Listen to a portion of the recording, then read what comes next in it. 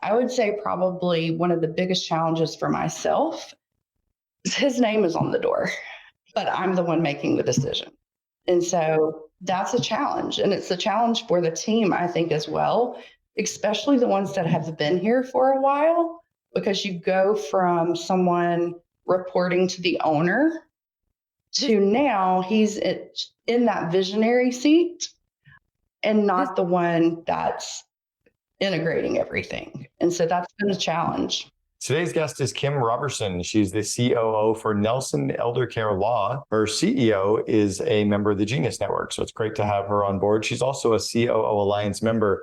She'll be sharing with us some of her growth lessons of having been a COO over the last 2 years, and through some of the massive growth that they've had in the organization. They've just doubled in size as well. She's also gone through a fairly rapid transition in her role. She started working kind of in an operations support role, then moved into a director role, and then into a COO role all over the period of 2 years as the company has doubled in headcount up to 40 employees. And she's also having to deal with a lot of management change. They've just put in place their first management team, and all of the 4 people on the management team are all brand new in the last 60 to 90 days. So she's going to be sharing with us some of the lessons and growth that she's had in that role and with those experiences as well. Hope you enjoyed today's episode. So Kim, welcome to the Second in Command podcast. Thanks, Cameron. Thanks for having me. I'm excited to be here. Yeah, nice to have you on the show. And also nice to have another COO Alliance member joining with us on the podcast as well. Why don't you start off, Kim, with just explaining what Nelson Elder Care is? Because it's a law practice, really. Yeah, absolutely. It is. We are similar to an estate planning firm. Where we differ is we're helping people prepare for while they're still here. Estate planning is more focused on after someone has passed, but we're focused on how we can help someone prepare for the curveballs of life, as we call it, because we're all going to face them. It really just depends on what it is and when it happens. But the reality is the more prepared we are for those things, the more peace of mind we have, not just for us, but for our loved ones as well. And is it around estate? Is it around the transfer of wealth? Is that kind of the focus of it? Or is it, what else do you cover? Or what do you cover? Yeah, so besides, we have 3 business units, is really kind of how I could put it. So we have general estate planning, Medicaid, and probate. And so those are the 3 business units and services that we provide. Okay. And my dad just passed away 11 months ago, and what an absolute extraordinary pain in the ass. I mean, the loss of him was one part. Yeah. But the pain in the ass factor of going through the liquidating of assets and probate, it's a disaster. Yeah, and that's really what we, try to help people understand. And there's just, we don't know what we don't know, right? So really helping people to understand that, like you said, the nightmare of probate, it is you are at the mercy of the court and you don't have access to those funds, or even you're not able to take care of the things you need to take care of because you are waiting on the court process. And so we really try to help people to understand the importance of planning ahead. And I think as you're pointing out, it is important to do it planning ahead, because you're not dealing with the grief, you're not dealing with the loss.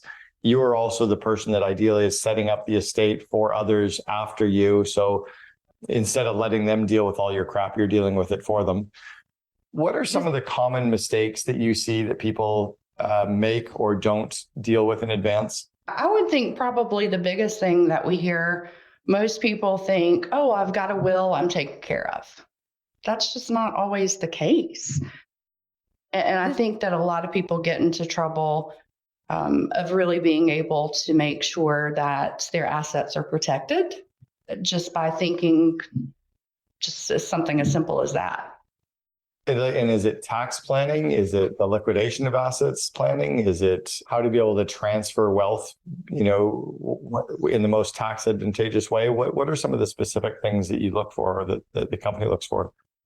We really help people. So if we think about how people are planning ahead, so it's thinking about most people are going to need at some point in their life some type of long-term care. And a lot of times people are not aware of the cost, average of $8,000 a month for assisted living or nursing home care.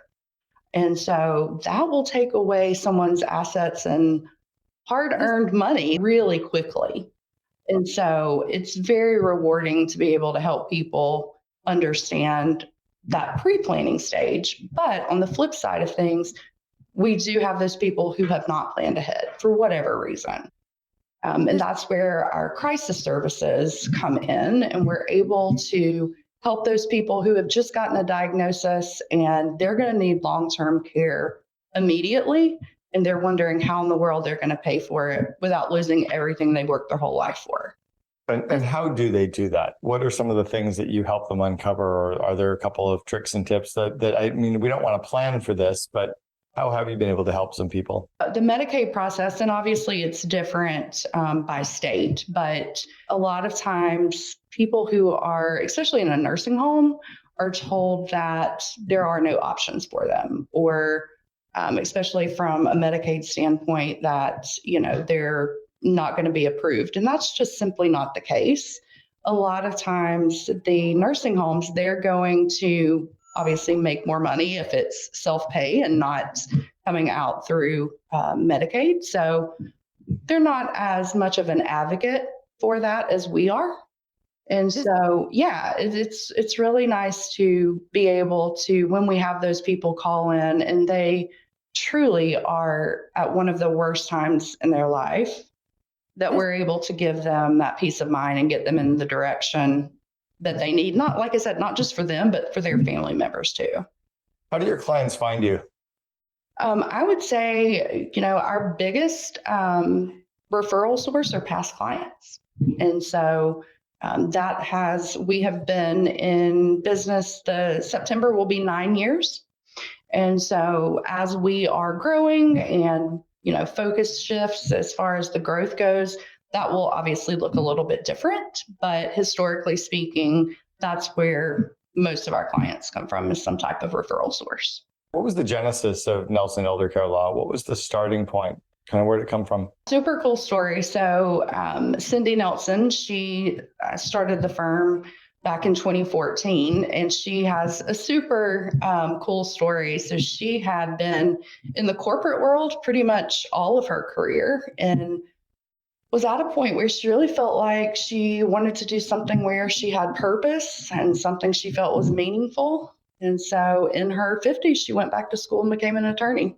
And while she was in school, this particular area of the legal field was what she really became passionate about. She knew from the beginning, like, this is why I was to go back to school and do this.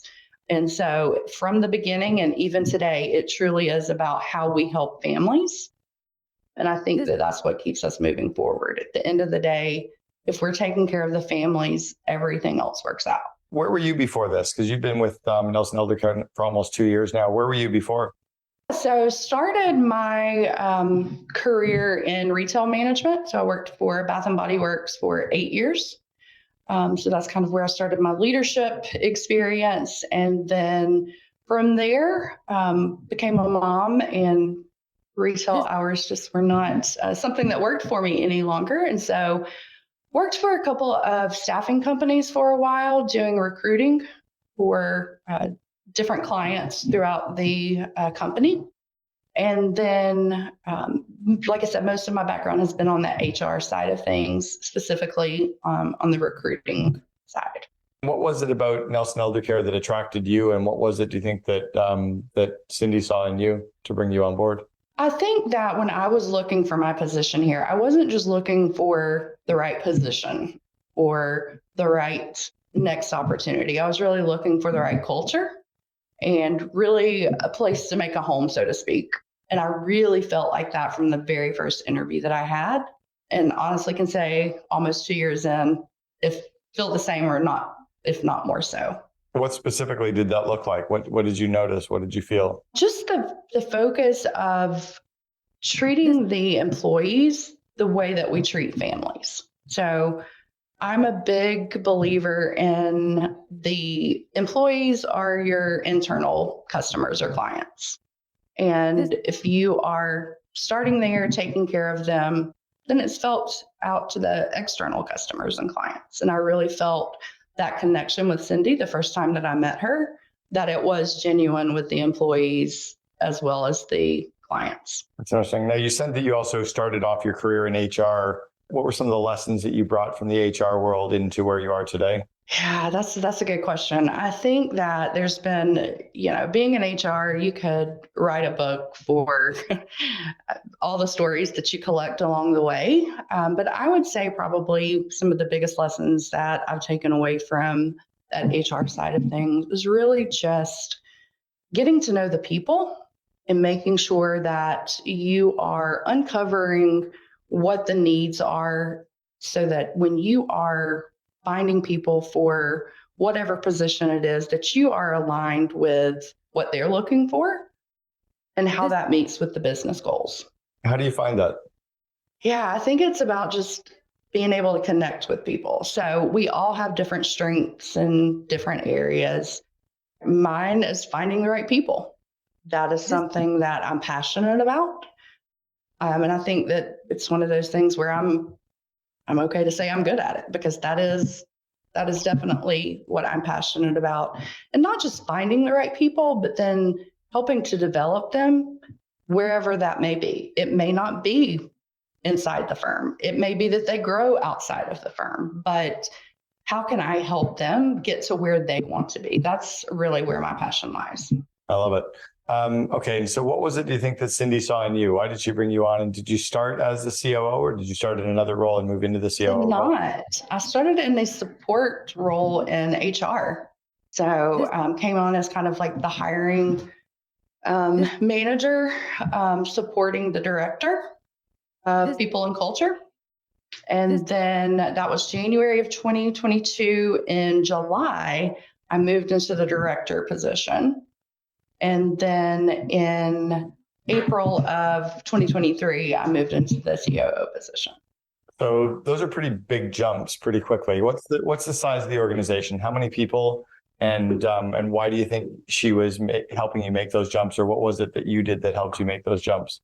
I think that I'm very I'm very focused on how I can help the company grow. And I made that very clear, I think, upfront. And so I'm very driven and ambitious to not just get to the next level, but me getting to the next level, how does that help move the company forward? I have that drive and desire to do better all the time. And so I just, I think it started in the interview. So Cindy is actually the founder. Her son, Josh Nelson, is our CEO visionary. And so in July, when I got promoted to that director role, is when he and I started working very closely together. So he saw it, and he kind of, or you were putting yourself to be seen. How many employees in the company today? Currently, we have 41. So we have doubled in size since I've been here. So we were like 18 or 19 employees when I started. That's a real business. You got 40 employees. Are you all location based as well, pretty much? We just had our first remote employee start 90 days ago. Okay, I'm going to talk about that in a second as well then. So 40 employees, real company. You've got a management team then that kind of reports into you. What do you focus on day to day? And at that size, are you following the traction, the EOS systems? Yeah, we are. We've been on EOS for about 18 months now. One of probably the most challenging things that I'm currently dealing with in the day-to-day is I have a leadership team that has all been here less than 90 days. And I'm also new in my role. And so I'm definitely navigating through that process. Yeah, there's a model called the forming, norming, storming, performing model. I don't know if you've seen it, but you are definitely in the forming and storming stage. So how's it going? What are you learning from it? You know what? It's going great. I think that it took us a while to really determine what we needed to move forward. So, example, we had someone in a sales and marketing director position, and we realized quickly that we did not need to have sales and marketing together. They needed to be split. And so it's just really been a learning process, especially as we've grown and as we think about where we're headed. It's definitely a lot of learning. Are the people that are each in the manager roles, are they first-time managers as well, mostly? They are not. They're not. Okay, good. That makes it a little easier. Absolutely. Yeah, I really focused on trying to have a team that has strengths in those areas that really, especially as I'm new in my role, some of the things that maybe I'm not as good at, where can we balance each other? And so I think that's one of the things that's really going to make a difference with this team. So did you have to go out and recruit and hire each of those managers as well then? Are those all external hires, or were some of them internal hires that were promoted? They were external, yes. So all external hires, and what is it, 4 or 5 people on the management team? So 3, 4, including myself, and 5, including CEO. Okay, so it's a team where you have those kind of idiosyncrasies and the different personalities. What is it you focused on in the first 90 days with them to turn it into a team? And what do you think you have left to turn them into, a team? Or, I mean, we're always growing, so it's not like it's a criticism either. Yeah, I think that the most important thing for us, and some of the lessons I've learned from previous, maybe things that didn't work out with people that we had on the team, really not moving too fast.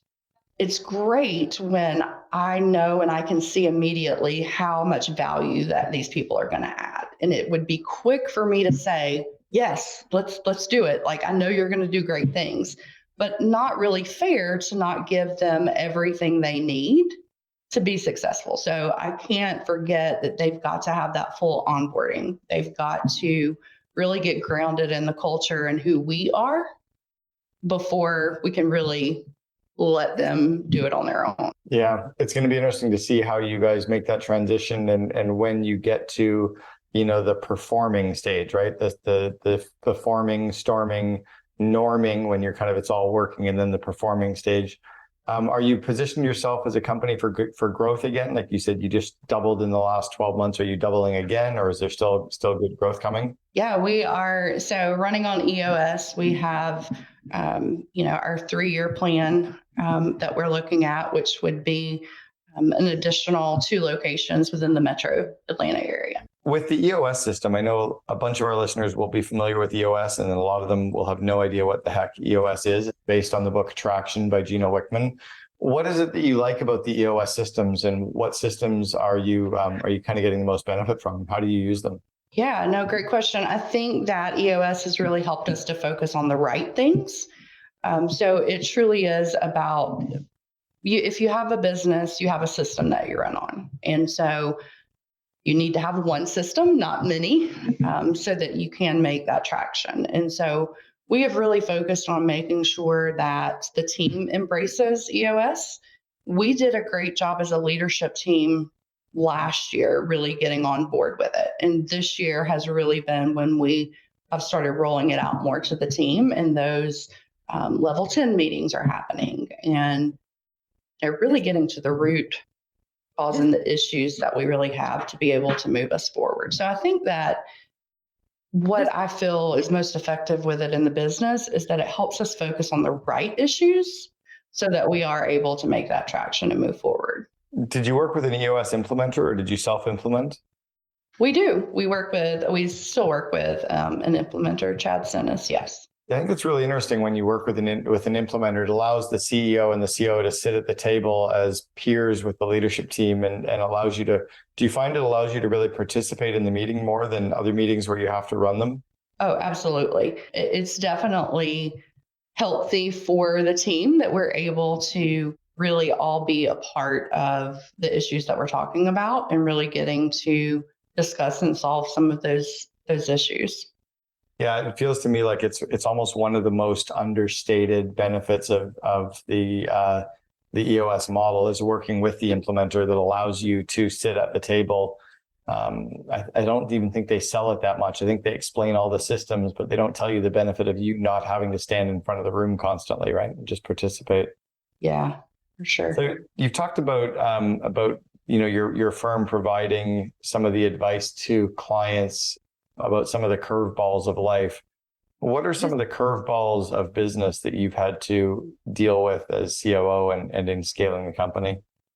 Yeah, I think some of the big things that we talked about even before I moved into this role was really what are the curveballs that could happen so that I'm prepared for stepping into this role. One of them being, what if we had a recession? Thinking about those things, that is definitely a curveball that we would need to, really think about. I think we don't like to think about those things, but those are the things that we focus on with our families that we also, to your point, have to think about in the business so that we are prepared for those things. Do you have a set meeting structure in place then where you sit and talk about the potential things that might be coming on the calendar, like that strategic thought? Yeah. So with EOS, we use the same page meeting. So Josh and myself meet monthly for half day outside of the office to really make sure that we are on the same page. And it's just really a great time to talk about those scenarios. Yeah, I think those are really powerful. I used to call them date night when the CEO and COO could get out of the office and just get on the same page or just talk through stuff. When do you think you'll migrate I know you called it the leadership team. I typically call when you're a smaller company, earlier stage, I call it a management team until you have a leadership team in place that's really seasoned. But when do you think you'll get your leadership team involved in those kind of monthly or weekly discussions around strategy? I think that obviously we have the weekly level 10 meetings, but to your point, I think it has to be more planned for that strategic planning type of things. And so I really want to focus on this next 90 days, making sure, because literally every single one of them are less than 60 days in. So director of sales, director of marketing, and production are all less than 60 days. Did each of them have some direct reports when they came in as well? Yes. Did you give them like a first 90-day plan that they were to follow, or how did that work? Yes. So they all do have, that training plan, but they also have onboarding goals. So at 30 days, we meet with the leadership team and there's something that they present to us, whether it be, their assessment of, this process. So it's really just kind of easing them into what that role looks like, but also by the time we get to that 60 and 90 day, there's more of the plan being put in place. And then at 90 days, we're getting ready to start executing what that looks like. So it's really just being very, very locked in on making sure those touch points are happening so that, we're in a good place when they are past that 90 days. Yeah, I find it's often dangerous when you bring in these outside executives and they start making, big strategic decisions too early or people decisions too early. Are you having to throttle them back at all, or did you have fairly good understanding with them coming in? Well, we definitely, all of them are very eager to jump in. And like you said, we have learned from experience things that did not work. And that's something that I have been through before. Giving someone the ability to make decisions too quickly can definitely be costly to the business.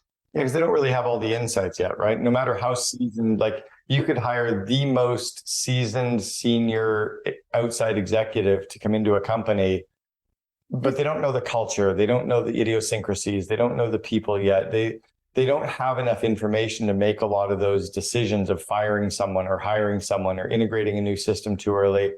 So yeah, I think it's important to just keep slowing them down and just kind of it's more about getting to know each other and like each other and respect each other and understand stuff more than it is about getting stuff done, right?